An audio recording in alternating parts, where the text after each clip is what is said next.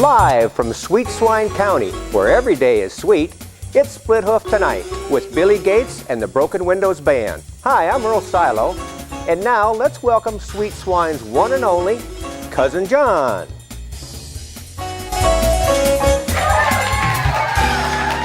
Hey, folks, thanks to another great adventure here on Split Hoof Tonight. You know, Earl, I was thinking the other day, I'm kind of a deep thinker, right? Yes, sir, I know you are. You always have these different factions fighting each other all the time. Why do they call them territorial disputes? I think they ought to call them ground beef. That reminds me also, there's a new thing here in town out at the mall. Yeah. It's called the John Wilkes photo booth. Not real clear, but it takes good headshots. And then they've got the new store there for the telephones. Oh, really? Yeah, and it's got a statue there in the corner of Alexander Graham Bell. Yeah? You know what they named him? What? Lord of the Rings. I'll never forget, though, where I was. Where was you? The first time I discovered what a road map was for. Folks, you've been writing in and telling me that you kind of think some of my stuff's kind of dumb and all that kind of stuff, and that you want me to go a little deeper and stuff, but I got an email the other day, and I just have to tell that person, thank you for defining the word many for me. It really means a lot. I was up there at High Horse the other day. Oh, yeah. It means a lot. Yeah. They've got a new auto repair shop there. Okay. Where you fix your cars and stuff, called AutoCorrect. And just the other day, I sneezed, and somebody handed me one of those pair of glasses with the plastic nose and the fake mustache and stuff on it. Yeah. I considered that a blessing in disguise. And finally, folks, we had a little competition here. The award for the best neckwear goes to, would you look at that? It's a tie. Anyway, folks, hang around. We're going to be right back with you, but we're going to go take a look at some stuff that's going on outside Sweet Swine County. We'll be right back. Get ready, because now you can watch the zany soap opera that tells the story of the citizens of Sweet Swine County who live and love as the corn grows. The show gives viewers a tongue-in-cheek look at life inside Sweet Swine County with a lovable cast of characters who bring new meaning to the word corny. Now on this station and the World Wide Web. Hey, folks, welcome back. Split Hoof Tonight. We got Earl. What are you doing there? Well, I'm reading one of the Swinetail Publications books. Oh, sure. I mean, they're best known for like road maps and the plat books for Sweet Swine County. But I heard rumors that they were doing some like tell-all books, so I picked a couple of them up here. Yeah. But so they're going out on the road, are they? Well, yeah, I heard this rumor, and actually I went out on the interweb and I got to looking, and I heard a rumor that they might be doing a book signing tour down at some of the smaller towns down there in Iowa. Yeah, I watched the clip out on the internet. It was actually pretty neat. So that portable interweb machine there you bought, that's still working there for you? As long as I keep the battery going on it. Okay. Yeah. Folks, let's go take a look at that right now. Yeah. This program is made possible in part by Swinetails Publications, the proud publisher of Sweet Swine County maps and plat books, now publishing authors from throughout Sweet Swine County. Swinetails Publication is now making plans for their next book tour, and they may be held in these small towns with the release of One Duck, One Ventriloquist, an Autobiography by Lawyer Ed. Talented, driven, hungry for fortune and fame, the story of a man and his wooden duck against the world. The High Horse Herald says, "This guy quacks me up. What a character, and the lawyer's funny too." The New Pork Periodical says, "Best $2 I ever spent on a book." Each of these towns and their businesses are being considered to hold a book signing because of the information found on the best source about small towns of the Midwest. To learn about these towns and their businesses, visit destinationsmalltown.com. Well, wow, Earl, I tell you what, that was a nice little piece of production there. That is. Those are some outstanding little towns down there, Are you going to, break your taboo and leave the county line and head down there and see a little bit of that, or? Well, I'm really busy. I'm really busy. That's why I picked up a couple of the books, because I'm really busy. Okay, because you don't want to leave the city limits. Listen, hey folks, if you want to go see some great little small towns and possibly pick up a signature on one of these fine books here, make sure you check out DestinationSmallTown.com. That'll lay out all the stuff and about the book signing tour and all the other things that are going on around there. Hey Earl, what do you say we bring on our guest? Sounds like a winner. Hey folks, let me tell you what, you are in for a treat today. Because we got from Madison County down there in Iowa with those fancy bridges where old people fall in love with each other. Yeah. From the town of Winterset, the John Wayne Birthplace Museum. Wow. Folks, please welcome Brian Downs. Brian, good to see you. Glad to have you here. First of all, I guess, Winterset, Iowa. Tell us a little bit about Winterset. I'll tell you what, I came from the little town east of here called Chicago, Illinois. Oh, yeah. And I knew at some point that I was going to be leaving Chicago because I liked front porches, I liked dogs and kids and bicycles, and an opportunity to do that without retiring. So I first pulled up to Winterset one evening, very first time. It was midnight in the dead of winter. And I saw the courthouse square, and I saw the vintage movie theater, and my first reaction was, is this place real? And then I looked at the courthouse. It said 1876. Well, in 1876, General Custer still had his hair, and Frank and Jesse James had not arrived in Northfield, Minnesota yet. Right. And Wild Bill Hickok was enjoying cards. So I figured this is all American. I can't imagine a place more realistic than this. So how did you get involved with the John Wayne Birthplace? Well, I worked 35 years for the Chicago Tribune, and like most fellas our age, if I may be so bold, I loved John Wayne since I was a little kid. Oh, yeah. And I first remember seeing him on the big screen in 1959 in The Horse Soldiers, and I was enchanted right from the start. So I went to work at age 19 for the Chicago Tribune, and a number of years later I was determined I'm going to write John Wayne a letter and see if he'll let me meet him. I like to pretend like I'm interviewing him. Well, lo and behold, about 6 weeks later I got an answer. He said, yes, come on out. It's going to be a couple of months, but I'd like you to come to the house and visit. Wow. And he and I spent the entire day together, and just found him to be the most natural, easy kind of going guy you could imagine. And he was very curious, very polite, and very much like anybody you'd know anywhere in the Midwest. Just a regular guy, huh? Of course, he was a Midwesterner, and they're pretty swell people. Yeah. But he took those values to Hollywood, and if you were to ask me what was John Wayne like in real person, I would refer you to the movies because that's who he was. Wow. Well, can you describe the facility a little bit to us that you have there? Well, for close to 35 years, the John Wayne Birthplace facility consisted mainly of the little 4-room house where John Wayne was born, Mary and Robert Morrison, in 1907. And it was a long-held dream of the John Wayne Birthplace Board of Directors that we someday have a museum. But those folks all had their businesses and families, and they needed someone dedicated full-time to it, so that's where I came into the picture. And right now, until in May of 2015, we hosted the grand opening of the John Wayne Birthplace Museum, adjacent to the Birthplace House.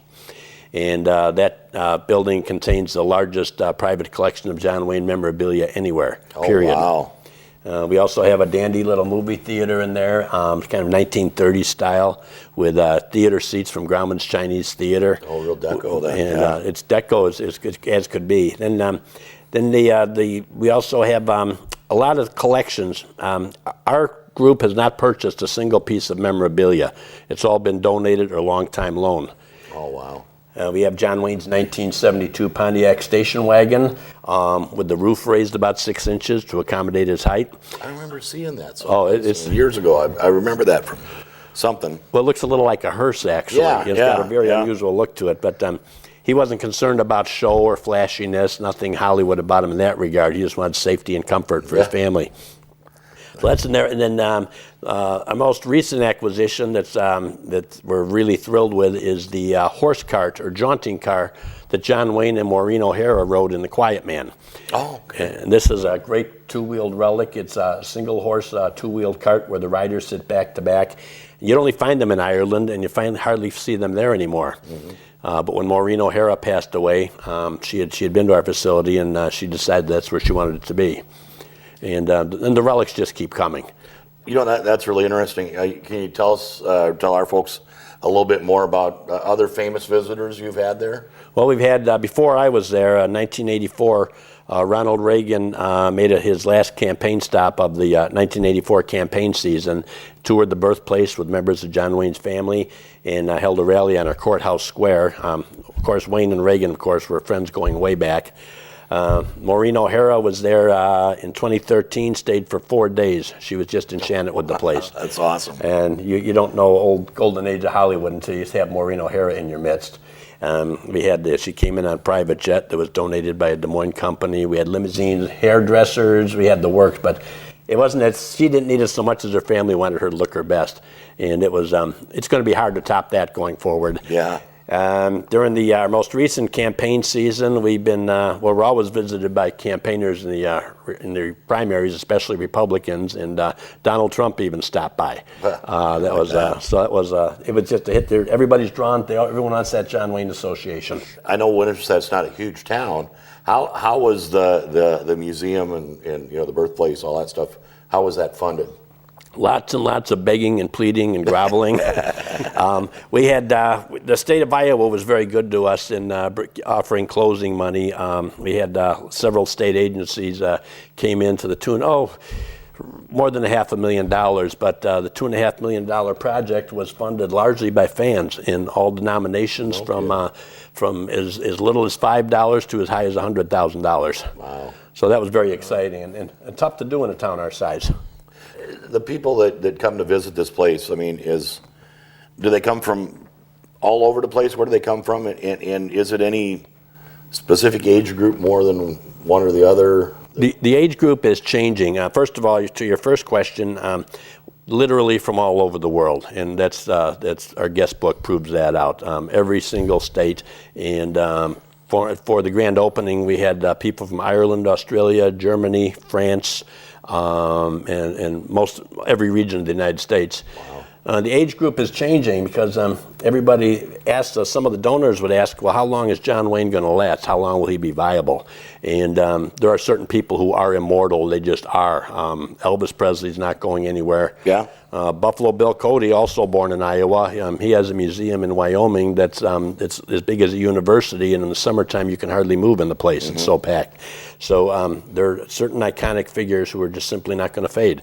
And I believe in all my heart that John Wayne is one of those. I'm with you there. I'm with you as far as the ages go, something happened with our new museum. We had a much more upscale facility, and the crowds became a little more upscale. And there's oftentimes you see grandparents and their children, or grandparents and their grandchildren. And that's very touching, because nothing we do in our life has any value whatsoever unless you have young people involved in it. Right. And that's the most encouraging part. Yes, right. Yes. Now, what about the Wayne family itself? Are they involved in this operation? Well, all of John Wayne's children, all 7 of them, have visited the John Wayne birthplace at one time or another. His daughter, Aisa Wayne, is on our board of directors. And then right in front, at the front entrance to our facility, there's a 7.5-foot bronze statue of John Wayne. And in my opinion, it's the finest sculpture of John Wayne in existence. And that was a gift from the Wayne family to launch our museum. Oh, wow. Well, with all the neat things that are done there, what can you say is like your most memorable event that happened there? I think it was my first winter, and I was kind of feeling my way around and getting acquainted with the community. And in the wintertime, if school's shut down, we're shut down. But if somebody's traveled far and there's blizzard, doesn't matter if they've traveled and made the effort, we're going to open up for them.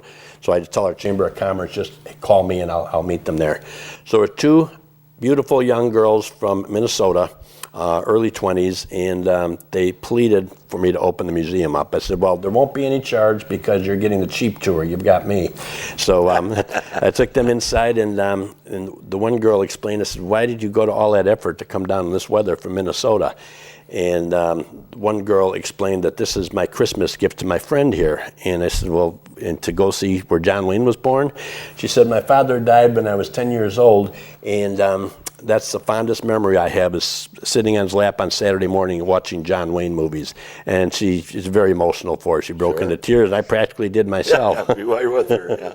So I think that's the essence of what we're doing. We touch people in the heart, and we touch them, touch their souls deeply, because people get emotional about it. They Oh, just yeah, do. absolutely.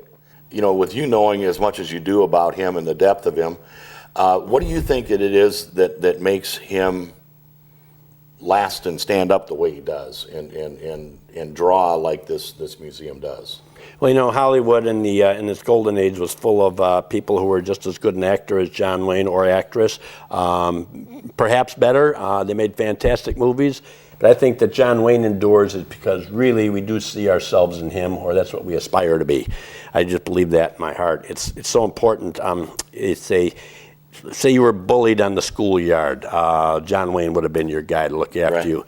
Maybe he's a favorite uncle, or maybe he's your father, or maybe he's the father you never had. There's just a connection he makes or he makes with us, because he was one of us in every sense of the word. He was very protective of his image, and his integrity was flawless. He had quaint little things like always telling the truth. If you wrote him a letter, he would write back to you. He would return phone calls. Just something that just almost doesn't exist now, even with people who aren't nearly at his level. Oh, yeah. We think we know him. I think that's it says it better than anything. Yeah, we feel close to him. We feel close to him. Yeah. It's like the guy that taught you how to shoot a gun, or the guy that taught you how to ride a horse, or the guy that taught. It's you see that person in him, and how to sit up straight and look someone in the eye. That's right. You Yeah, know, it you makes- count on him to do something right. makes a lot of sense. Men wanted to be him, and women wanted to be with him. Oh, I thought that was me. That's profound. Yes.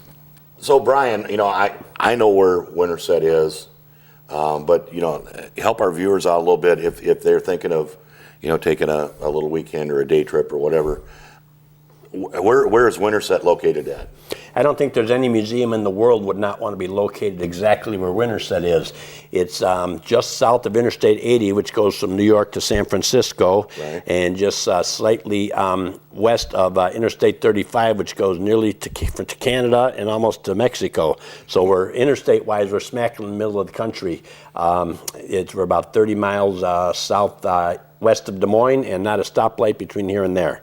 So we're in a good situation. Super. Tell us also, you know, what does the future hold for the Birthplace Museum? That We know there are a lot of people in Winterset, before I came there, of course, who established the John Wayne Birthplace home, and it was a very, very popular roadside attraction. It was always self-sustaining. But my assignment was to lead the charge to raise funds to build a museum and seek artifacts for the collection. I'd have to say our group came together and we were successful. There's no doubt about that. But we need to, all good museums need to expand. And we are primarily right now, we have three good features, being the Birthplace House, our theater, gift shop, and the gallery itself, with major artworks. But there's so much more to come, and there's so many more pieces out there. We want to expand as we go further, and my goal, I'd like to see phase 2 completed. That's my personal goal. And to do that, I'm going to be hitting the road again like I've been doing. And I would invite our viewers, everyone out there, to help support us by purchasing a John Wayne Birthplace membership, which you can find online. Come to our events. At the very least, come to our museum. I think you'll be very glad you did. well, super. So now, if some of our audience out here or the audience on the TV there would like to find some more information out about this, what's the best way for them to look that up? I think the fastest, easiest way to get the updates would be to go to our website, which is always very current.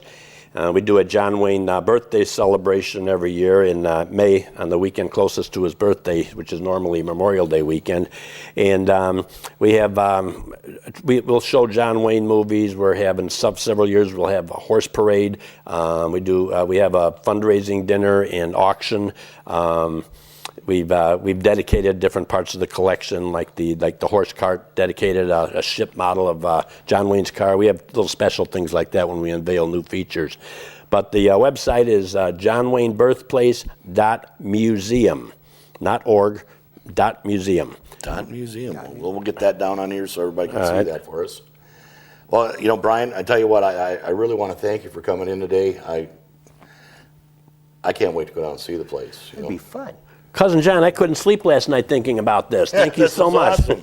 Well, Thank you, Earl. You bet. What a treat. You bet. And Thanks. folks, we want to thank you all again for stopping in. Obviously, if you're still with us, it means you either lost the remote or you are a fan, one of the two. So that's going to about do it for this time. We'll be back with you soon. Good night, everybody.